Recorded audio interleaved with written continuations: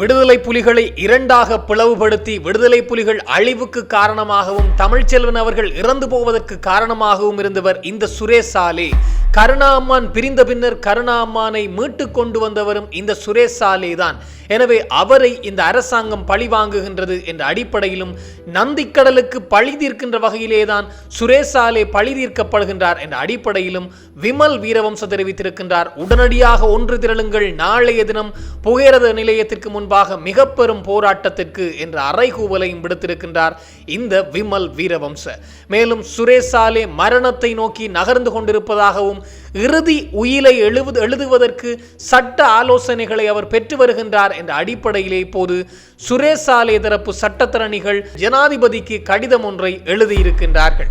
மேலும் எழுதி வைத்துக் கொள்ளுங்கள் எல்லோருமே, அடுத்த ஜனாதிபதி நாமல் ராஜபக்சதான் என்ற அடிப்படையிலே நாடாளுமன்ற உறுப்பினர் அர்ஜுனா ராமநாதன் அவர்களும் இந்த கருத்தை தெரிவித்திருக்கின்றார். இந்த விடயங்கள் பற்றித்தான் இந்த தொகுப்பினூடாக முழுமையாக பேசப் போகின்றோம். அன்புறவுகளில் ஒருக்குமே வணக்கம். உயிர்த்த ஞாயிறு குண்டு தாக்குதல் வழக்கிலே ஒரு பெரும் திருப்பு முனை ஏற்பட்டிருக்கின்றது தான் சொல்ல வேண்டும்.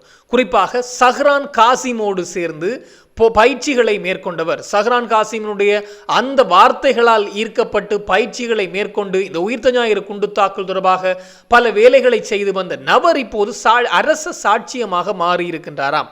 நேற்றைய தினம் இந்த சம்பவம் இடம்பெற்றிருக்கின்றது. நேற்றைய தினம் நீதிமன்றத்திலே அவர் முன்னிலையாகி அத்தனை ஆதாரங்களையும் வெளியிட்டிருக்கின்றார். அதிலும் அந்த வழக்கு விசாரணையானது நீதிமன்றத்தில் இடம்பெற்ற அவர் சார்ந்த வாக்குமூல விசாரணையானது கிட்டத்தட்ட நள்ளிரவு 12 மணி வரையிலே நீடித்திருக்கின்றது என்ற செய்தி கொடுக்கப்பட்டிருக்கின்றது. இவர் தான் ஆயுத போராட்டத்தில் மேற்கொண்ட விடயம், இவர்களுக்கு ஆயுதம் வந்த விதம், அத்தனையும் உயிர்த்த ஞாயிறு குண்டு தாக்குதலுக்கு திட்டமிட்ட விதம் அத்தனையும் இப்போது வாக்குமூலங்களாக அவர் வழங்கி இருக்கின்றார் என்ற செய்திகள் இப்போது தீவிரமாக பரவ ஆரம்பித்திருக்கின்றது. இது உயிர்த்த ஞாயிறு குண்டு தாக்குதலினுடைய மிக முக்கியமான திருப்பு முனை என்பதையும் சுட்டிக்காட்டப்பட்டிருக்கின்றது. உண்மையை சொல்ல போனால் இதற்கு முன்னர் இருந்த அரசாங்கங்கள் ஏனோ தானோ என்று இந்த உயிர்த்த ஞாயிறு குண்டு தாக்குதலை பற்றி ஒரு அறிக்கை கொடுக்க வேண்டும் என்ற அடிப்படையிலே தான் விசாரணைகளை மேற்கொண்டு அறிக்கைகளை சமர்ப்பித்திருந்தார்கள்.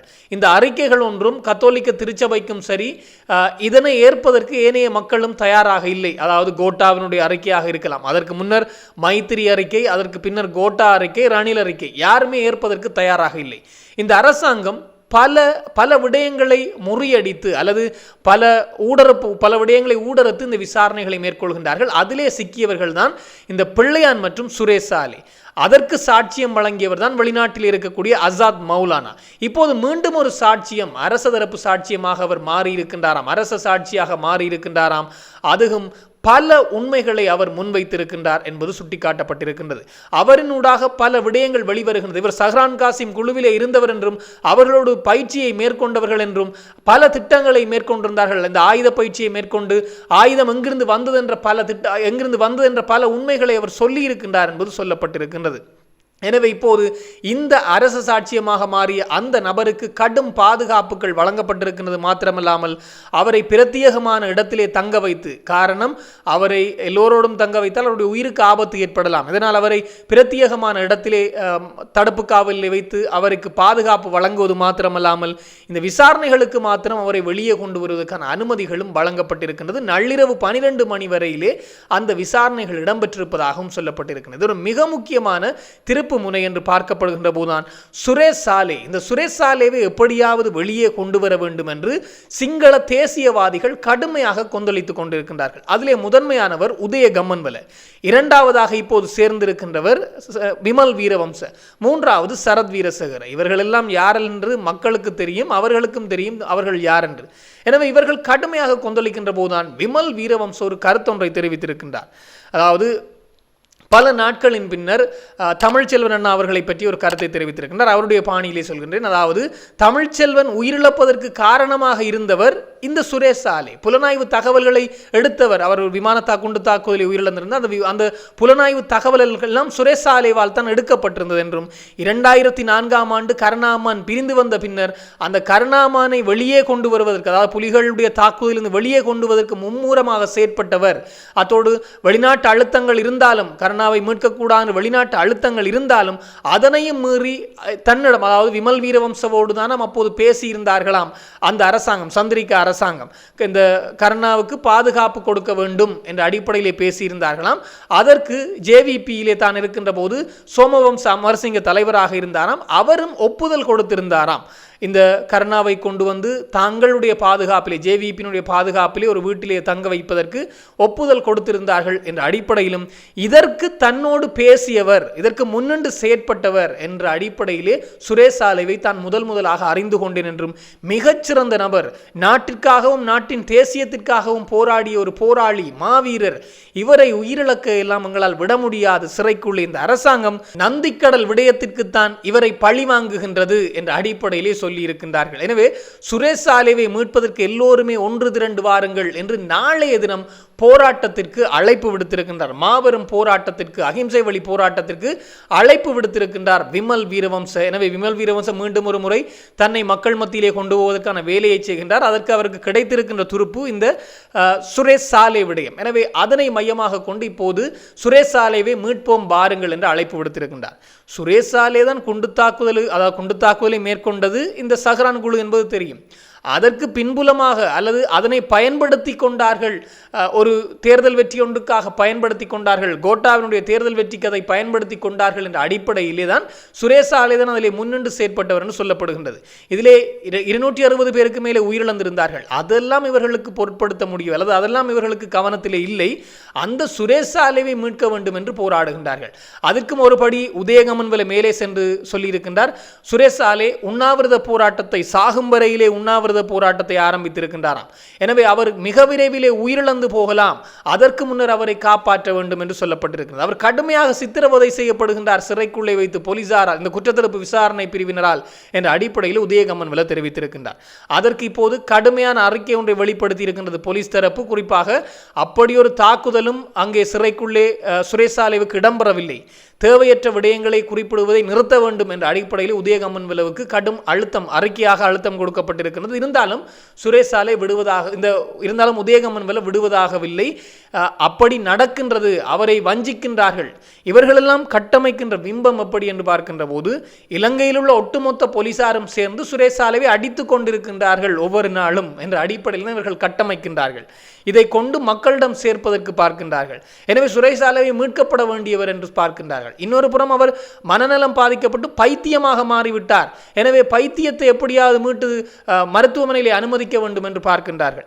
இவர்கள் ஏதோ ஒரு திட்டம் போடுகின்றார்கள் என்று மட்டும் தெரிகின்றது. அவரை பைத்தியமாகிவிட்டார் என்று சொல்லி வெளியே கொண்டு வந்து அவரை கொலை செய்கின்றதற்கான அல்லது அவர் தற்கொலை செய்ய வைப்பதற்கான வேலைகளாகவும் இது இருக்கலாம் என்பதுதான் மிக மிக முக்கியமான விடயம். அதனை சிறப்பாக செய்ய ஆரம்பித்திருக்கின்றார்கள் இந்த உதயகமன்வல விமல் வீரவம்ச தரப்பு. இதிலே மிக முக்கியமான விடயம், கள்ள மௌனம் சாதிக்கின்றார்கள் ராஜபக்சர்கள் என்பதுதான் மிக மிக முக்கியமான விடயம். அவர்கள் இங்காலம் தூண்டிவிட்டு வாயை எப்படியே பொத்திக் கொண்டிருக்கின்றார்கள். காரணம், அவர்கள் செய்ய வேண்டிய வேலையை அவர்களுடைய எடுபடிகள் செய்து வருகின்றார்கள் என்பது மிக மிக முக்கியமான விடயம். அதிலும் சுரேஷ் சாலேவினுடைய சட்ட ஆலோசகராக இருக்கின்ற அசித ஸ்ரீவர்தன இப்போது ஜனாதிபதிக்கு கடிதம் ஒன்று எழுதியிருக்கின்றாராம். அந்த கடிதத்திலே குறிப்பிடப்பட்டிருக்கிற விடயம், சானி அபயசேகர குற்றத்தடுப்பு விசாரணை பிரிவினுடைய பணிப்பாளராக இருக்கிற சானி அபயசேகரவினுடைய பழிவாங்கலுக்கு இந்த சுரேஷ் சாலே ஆளாகி இருக்கின்றார் என்பதை சுட்டிக்காட்டப்பட்டிருக்கின்றது. சுரேஷ் சாலேவுக்கு அவசர மருத்துவ சிகிச்சை தேவைப்படுகின்றது. அதிலும் மனநலம் பாதிக்கப்பட்டு வருகின்றாராம், சுயநினைவை இழந்து வருகின்றாராம் சுரேஷ் சாலே என்ற அடிப்படையில் இந்த அசித ஸ்ரீவர்தன சுரேஷ் சாலேவினுடைய சட்ட விடயங்களை கண்காணிக்கின்ற அசித ஸ்ரீவர்தன என்று சொல்லப்படுகின்ற நபர், சட்டத்தரணி, இப்போது ஜனாதிபதிக்கு கடிதம் எழுதியிருக்கின்றார். அதிலே குறிப்பிடப்பட்டிருக்கிற விடயம், சுரேஷ் சாலே சுயநினைவை இழந்து வருகின்றார். அவர் இப்போது உண்ணாவிரத போராட்டத்தை, சாகும் வரையிலே உண்ணாவிரத போராட்டத்தை ஆரம்பித்திருப்பதனால் உளம் மற்றும் உடல் கடுமையாக பாதிக்கப்பட்டிருக்கின்றது என்றும், சுரேஷ் சாலே ஒரு கட்டத்திலே தன்னால் முடியாது போனதனால் தன்னுடைய இறுதி உயிலை எழுதுவதற்கு ஆலோசனைகள் கேட்கின்றாராம் தங்களிடம். அதாவது ஒருவர் இறப்பதற்கு முன்னர் தன்னுடைய சொத்து பத்து எல்லாம் பிள்ளைகளுக்கு சேர வேண்டும் அல்லது யார் யாருக்கு போக வேண்டும் என்பதுதான் அந்த இறுதி உயில். அந்த இறுதி உயிலை எழுதுவதற்கு தங்களிடம் ஆலோசனை கேட்க ஆரம்பித்து விட்டார் என்றால் அவர் மரணத்தை நோக்கி நகர்ந்து கொண்டிருக்கின்றார் சுரேஷ் சாலே. எனவே இது கடும் பழிவாங்கல். அத்தோடு சுரேஷ் சாலேவை சிறைச்சாலையிலிருந்து வெளியே கொண்டு வந்து மருத்துவ அதிகாரிகள் இந்த அவருடைய மனநலம் சார்ந்து பரிசோதிப்பதற்காக திறமை வாய்ந்த மருத்துவ அதிகாரிகள், அதுவும் சுயாதீனமாக இயங்கக்கூடிய மருத்துவ அதிகாரிகள், அரச சார்பற்ற சுயாதீனமாக இயங்கக்கூடிய மருத்துவ அதிகாரிகளிடம் அவரை கண்காணிக்க, அவரை கொண்டு சென்று பரிசோதிக்க வேண்டும் என்றும், அவருடைய மருத்துவ சிகிச்சை கீழே சுரேசாலைவை கொண்டு வர வேண்டும் என்றும், அதி உயர் மருத்துவமனையிலே சுரேசாலைவை அனுமதிக்க வேண்டும் என்றும், இல்லாது போனால் சுரேசாலை மரணமடைந்து போகலாம் அல்லது மன அழுத்தத்தால் பைத்தியமாகவே போகலாம் என்ற அடிப்படையிலே இந்த அசித ஸ்ரீவர்தன அவர்கள் ஜனாதிபதிக்கு கடிதம் எழுதியிருக்கின்றார். அதிலே பல விடயங்களை அவர் சுட்டிக்காட்டியிருக்கின்றார். சுரேசாலேவை பழி வாங்குகின்றார் சானி அபேசகர, குற்றத்தடுப்பு விசாரணை பணிப்பாளர் சுரேசாலேவை பழி வாங்குகின்றார் என்பது சுட்டிக்காட்டப்பட்டிருக்கின்றது. சுரேசாலேவுடைய மனைவியும் இன்றைய தினம் ஊடக சந்திப்பு ஒன்று நடத்தியிருக்கின்றார். சுரேசாலேவை சந்தித்துவிட்டு வெளியே வந்த பின்னர் 38 வருடங்களாக நாட்டிற்காக போராடியவரை இப்படி சித்திரவதை செய்கின்றார்களே என்ற அடிப்படையிலே கேள்வி கேட்டிருக்கின்றார். ஆனால் இப்போது சிறைச்சாலை தரப்பு சொல்கின்ற விடயம் அப்படியெல்லாம், குற்றத்தடுப்பு விசாரணை பிரிவு சொல்கின்ற விடயம் அப்படியெல்லாம் இவருக்கு எந்த விதமான சித்திரவதைகளும் நாங்கள் செய்யவில்லை, எல்லா கைதிகளையும் பார்த்து கொண்டிருப்பது போலே தான் இவர்களையும் பார்த்து கொள்கின்றோம், ஆனால் இவரை பற்றி மாத்திரம் ஏன் கட்டமைக்கப்படுகின்றது இப்படியான பிம்பம் என்று கேள்வி எழுப்பப்பட்டிருக்கின்றது. இதில் மிக முக்கியமான விடயம், உயிர்த்த ஞாயிறு குண்டு தாக்குதலை மேற்கொண்ட சஹ்ரானும், உயிர்த்த ஞாயிறு குண்டு தாக்குதல் குற்றம் என்றால் உயிர்த்த ஞாயிறு குண்டு தாக்குதலை மேற்கொண்ட சஹ்ரானும் அதற்கு உடந்தையாக இருந்த அல்லது அதை பயன்படுத்தி கொண்டார், அதற்கு மூளையாக இருந்தார் என்று சொல்லப்படுகின்ற சுரேசாலேவும் ஒரே நபர்கள்தான். இவர்கள் இப்போது மீட்க போராடுவது அதாவது சிங்கள இனவாத தரப்பு அல்லது தேசியவாத தரப்பு மீட்க போராடுவது இந்த உயிர்த்த ஞாயிறு குண்டு தாக்குதலை மேற்கொண்டவர்களைத்தான் என்பது மிக முக்கியமான விடயம். காரணம், இப்போதுதான் ஏதோ அந்த வழக்கிலே பெரும் திருப்பு முனைகள் எல்லாம் ஏற்பட்டு இன்னும் ஒரு புறம் வழக்கு நகர்ந்து இந்த சேனல் 4 காணொலிகள் அடிப்படையிலும் இப்போது சஹ்ரான் குழுவிலிருந்து வெளியே வந்திருக்கின்ற ஒரு சாட்சியம் அல்லது தான் வாக்குமூலம் வழங்க தயார் என்று வெளியே வந்திருக்கின்ற அந்த மிக முக்கியமான சாட்சியத்தின் அடிப்படையிலும் வழக்கு விசாரணைகள் நகர்ந்து வருகின்றது. ஆனால் அதனை குழப்பி இந்த சுரேசாலேவிடமிருந்து உண்மையை இந்த அரசாங்கம் எடுக்கக்கூடாது என்பதற்காக கடுமையாக முயற்சித்து வருகின்றார்கள். இதை ஒட்டுமொத்தத்திலே சொல்ல போனால் உயிர்த்த ஞாயிறு குண்டு தாக்குதலை மேற்கொண்டவர்களை காப்பாற்றுவதற்கு விமல் உதயகமன்வல ராஜபக்ச தரப்பு முயற்சித்து வருகின்றார்கள் என்பதை அப்படியே சொல்லிவிடலாம். அதுதான் மிக முக்கியமான விடயம். மேலும் ஒரு செய்தி என்று பார்க்கின்ற போது, இந்த அர்ஜுனா ராமநாதன், நாடாளுமன்ற உறுப்பினர் அர்ஜுனா ராமநாதன் அவர்களுடைய கருத்து இங்காலும் பற்றி எறிகின்றது, தென்னிலங்கையிலும் பற்றி எறிகின்றது தான் சொல்ல வேண்டும். காரணம், அவர் ஒரு விடயத்தை சொல்லியிருந்தார். தென்னிலங்கை ஊடகங்களில் ஏதாவது புலனாய்வு செய்திகளை பார்க்கின்ற போதும் அவருடைய செய்திகள் தான் அதிகமாக ஆக்கிரமித்திருந்தது. ஏன் எதற்காக என்று பார்க்கின்ற போது ஒரு ஊடக சந்திப்பிலே குறிப்பிட்டிருக்கின்றார், எல்லோருமே எழுதி வைத்து, அதாவது பதிவு செய்து கொள்ளுங்கள், அது ஊடகவியலாளரை பார்த்து குறிப்பிட்டிருக்கின்றார் போல் இருக்கின்றது, எல்லோருமே பதிவு செய்து கொள்ளுங்கள் உங்களுடைய இதுகளை. 2029ஆம் ஆண்டு ஜனாதிபதி நாமல் ராஜபக்ச தான். இதற்கு அவர் பல காரணங்களை சுட்டிக்காட்டியிருக்கின்றார். இந்த அரசாங்கத்தின் மீது மக்களுக்கு வெறுப்பு நிலை ஏற்பட்டிருக்கின்றது, இந்த அரசாங்கத்தின் மீது அதிருப்தி ஏற்பட்டிருக்கின்றது. இதன் காரணமாக மக்கள் ராஜபக்சக்களை தெரிவு செய்ய போகின்றார்கள். இதனால் 2029ஆம் ஆண்டு ஜனாதிபதி நாமல் ராஜபக்ச தான் என்பதை சுட்டிக்காட்டியிருக்கின்றாராம். மேலும் எதிர்க்கட்சிகள் அந்த அளவுக்கு பூவைத்தான் கொண்டு எறிகின்றார்களே ஒழிய செங்கல்லை கொண்டு எறியவில்லை என்பதை சுட்டிக்காட்டியிருக்கின்றாராம். எனவே எதிர்க்கட்சிகள் அந்த அளவுக்கு பெரிதாக செயற்படவில்லை, மாறாக சஜித் பிரேமதாசவோ ஏனைய எதிர்க்கட்சியின் மிக முக்கியமானவர்கள் பெரிதாக செயற்படவில்லை என்றும் ஊடகவியலாளர்கள் கேட்டிருக்கின்றார்கள். அப்படி என்றால் நாமல் ராஜபக்ச சிறந்த எதிர்க்கட்சி தலைவராக இருப்பார் என்று நினைக்கின்றீர்களா என்ற கேள்விக்கு நாடாளுமன்ற உறுப்பினர் அர்ஜுனா ராமநாதன் அவர்கள் பதில் சொல்லியிருக்கின்றார். ஏன் அவர் எதிர்க்கட்சி தலைவராக இருக்க வேண்டும், அவர்தான் ஜனாதிபதியாகவே ஆகப் போகின்றாரே என்பதை சொல்லியிருக்கின்றார். அதுக்கு ஒரு சிறந்த உதாரணத்தையும் சொல்லியிருக்கின்றார். தமிழ்நாட்டினுடைய திரைப்பட நடிகர் விஜய் அவர்கள் அரசியலுக்கு வந்தபோது அல்லது இந்த தேர்தல் பிரச்சாரங்களை அவர் செய்து கொண்டிருக்கின்ற போது தான் முதலாக கணித்தாராம் அவர் முதலமைச்சராக வருவார் என்று. அப்போது நான் சொல்கின்ற போது எல்லோருமே என்னை பைத்தியம் என்றார்கள். ஆனால் நான் சொன்னது போன்று அவர் முதலமைச்சராக வந்துவிட்டார். இப்போது நான் சொல்கின்றேன், 2029ஆம் ஆண்டு ஜனாதிபதி நாமல் ராஜபக்ச தான் என்பதை சுட்டிக்காட்டியிருக்கின்றார் நாடாளுமன்ற உறுப்பினர் அர்ஜுனா ராமநாதன். அதன்போது இன்னமொரு விடயத்தையும் சொல்லியிருக்கின்றார், நான் அரசியலில் அப்போது இருக்க மாட்டேன் என்பதையும் சுட்டிக்காட்டியிருக்கின்றார். எனவே இந்த விடயம் கொஞ்சம் பேசுபொருளாக மாறுகின்றது. இந்த அரசாங்கத்தின் மீது அதிருப்தியை ஏற்படுத்தி இருக்கின்ற மக்கள், அதிருப்தியாகி இருக்கின்ற மக்கள் நாமலை தெரிவு செய்ய போகின்றார்கள் என்ற அடிப்படையிலான கருத்தையும் அவர் தெரிவித்திருப்பது தென்னிலங்கையிலும் கடும் விவாத பொருளாக மாறி வருகின்றது என்பது மிக மிக முக்கியமான விடயம். அவர் சொல்லியிருந்த கருத்துக்கள் அத்தனையும் சிங்களத்திலே அமைந்திருந்தது. அந்த விடயங்களும் மிக பெரும் பேசுபொருளாக மாறி வருகின்றது. இது தொடர்பாக இன்னும் பல தகவல்கள் வருகின்ற போது உடனுக்குடன் தெளிவுபடுத்த நானும் தயாராக இருக்கிறேன். இன்னும் ஒரு தொகுப்போடு சந்திக்கலாம். உங்களிடம் விடைபெறும் நான் என்றும் உங்கள் அன்பின் ஈழன். வணக்கம்.